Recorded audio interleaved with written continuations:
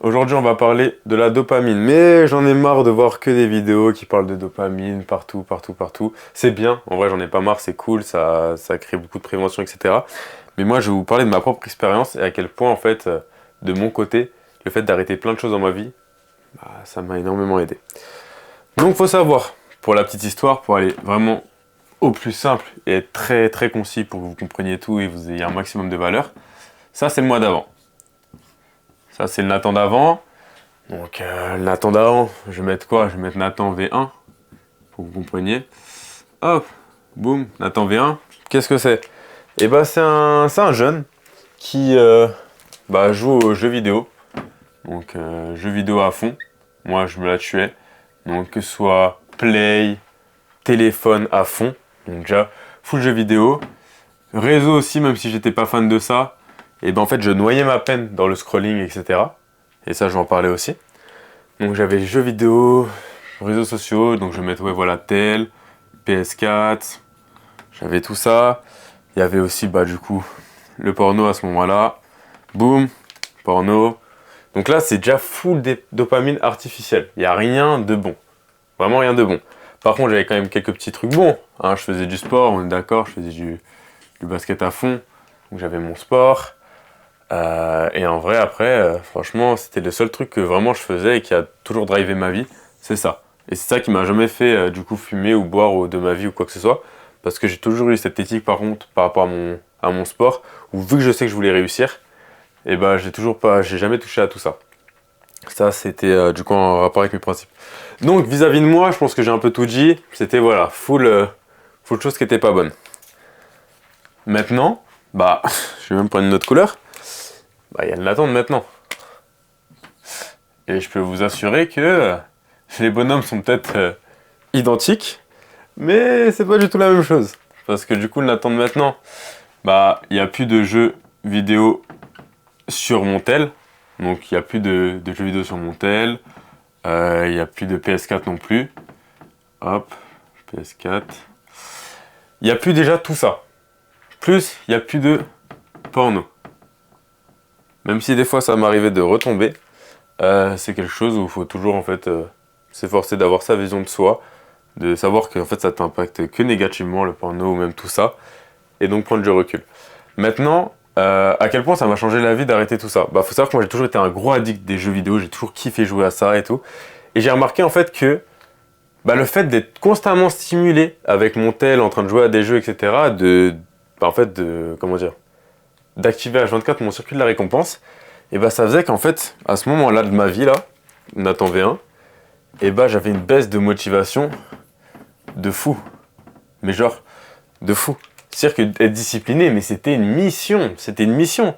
Parce que, en vrai, voilà, m'entraîner dans mon sport, ça par contre, j'étais hyper discipliné, mais dans la vie de tous les jours, réviser ou des choses comme ça, faire des choses qui étaient importantes, mais j'avais zéro motive. Pourquoi? Mais parce que je suis tellement drivé par tout ça, là, qu'en vrai, c'est relou.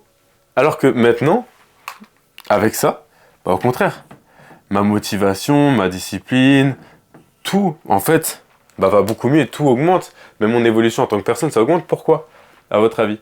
C'est simple, c'est pas parce que j'ai simplement arrêté tout ça, mais c'est parce que maintenant, je prends beaucoup plus de plaisir à recevoir, genre, pas de la gratification instantanée, mais vraiment recevoir, du coup, de la dopamine, mais méritée. Donc ça veut dire que quand je vais finir mes sessions de travail, donc de deep work, quand je vais finir mes sessions de deep work, là laisse tomber, je vais être super content de moi. Quand je vais finir mes tâches quotidiennes également, quand je vais, quand je vais avancer dans mes projets ou même en tant que personne, dev perso, je vais même mettre dev perso, quand du coup je vais travailler sur moi ou lire, etc. Ça va me fournir une dopamine que je ne pouvais pas ressentir à ce moment-là de ma vie. Parce que j'étais tellement pris par tout ce qui était jeux vidéo, réseau, etc., qu'en vrai, cette dopamine, je la ressentais pas. Alors que maintenant que j'ai arrêté ça, la dopamine quotidienne de mes projets, je la ressens, et vu que je la ressens, forcément ma motivation elle augmente, parce que je prends beaucoup plus de plaisir à avoir une vraie dopamine qui est réelle qu'une dopamine artificielle. Et maintenant, j'arrive à ressentir la différence entre dopamine du coup artificielle et dopamine réelle. Et donc ça, c'est un point important. Et dernier point que je vais aborder, donc tout ce qui va être nofap, scrolling, Parce que ça, c'est un truc qui nous touche beaucoup. Et toutes les personnes qui sont restées jusqu'à ce moment-là de la vidéo, bah, je vous félicite parce que vous allez comprendre quelque chose que très peu de personnes conscientisent. C'est que le scrolling, hop, comme d'hab, j'écris pas vraiment bien. Scrolling et hop, le porno. Et bah, quel est le problème? Bah, c'est qu'en fait, généralement, et vous allez le remarquer si maintenant vous prenez du recul, c'est que on va dans ces choses à quel moment de notre vie? Et ben, on va dans ces choses quand ça va pas. Donc, en fait, je vais me mettre une croix quand ça va pas. Pourquoi quand ça va pas? Ben, en fait, on va chercher à fuir quelque chose. C'est-à-dire qu'en fait, dans ce moment-là, quand vous scrollez, quand vous regardez du porno ou quoi, en fait, vous fuyez. En vrai, vous fuyez. En fait, vous fuyez quelque chose, vous fuyez un mal-être, vous fuyez peut-être une sensation négative que vous ressentez au fond de vous, mais vous fuyez en tout cas quelque chose.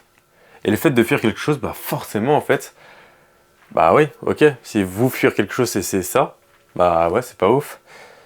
Et maintenant, vous allez me dire, ok, bah c'est bien, tu nous as fait comprendre que voilà, on fuit quelque chose, mais comment on fait pour fuir autrement cette chose ou la résoudre? Et bah c'est pas aussi simple que ça, en effet.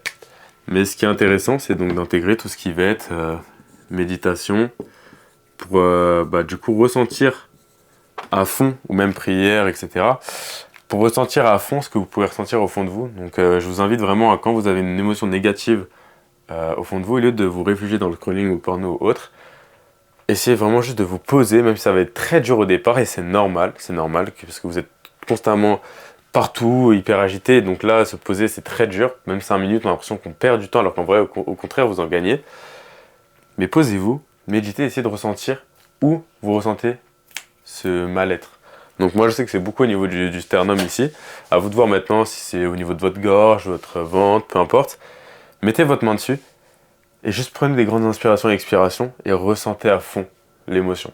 Et en faisant ça, vous verrez que ça ira beaucoup mieux et que vous éviterez en fait d'aller là-dedans. Et après, en fait, juste après avoir fait ça, en même pas 5 minutes de méditation, même pas, et bah vous allez ressentir, bah en fait, vous aurez plus envie de scroller ou regarder du porno. Et aussi également, deuxième problème sous-jacent qu'on peut ne pas voir, très rapide, c'est que ça aussi des fois, en fait, ça peut être dû à quoi? Ça peut être dû à un manque de vision claire, le scrolling et le porno.